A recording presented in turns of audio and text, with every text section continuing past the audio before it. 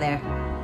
My name is Cashmere Jasmine. I am a writer, director, and producer, and we're here to talk about Down the Rabbit Hole. Down the Rabbit Hole is a story that is based on my real life cross-country trip from Boston to Los Angeles with my younger sister in tow. And this is Avia.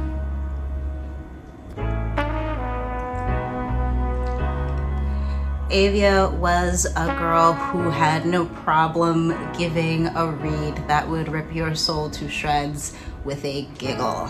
Right? You thought that was sexy? Seriously, you're like skin and bone and a pint of flesh.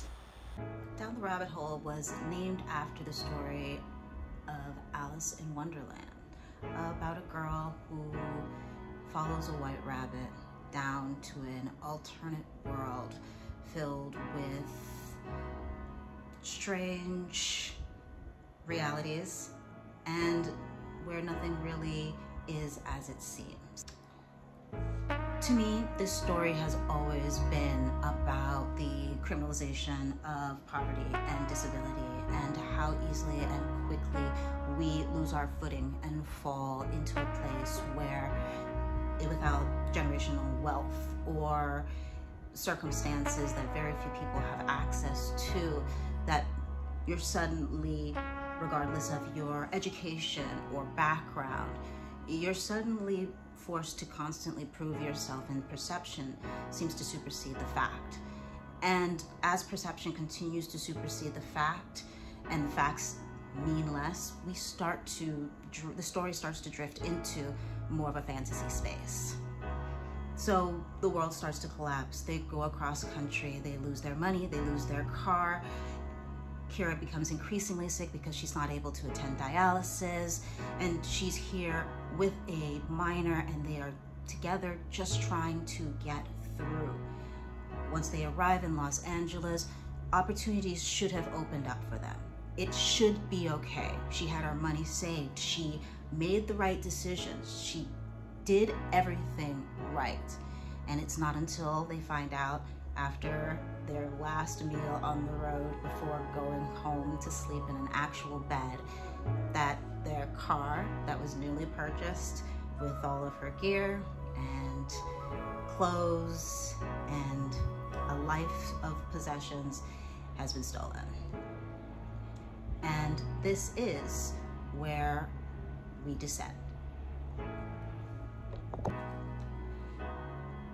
Hitting rock bottom for them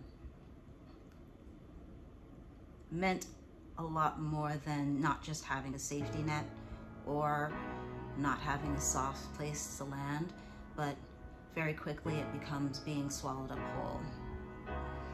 The criminalization of poverty and disability quickly brings Kira's ability to care for her younger sister into question. Not just by the people that she comes in contact with, but eventually the police.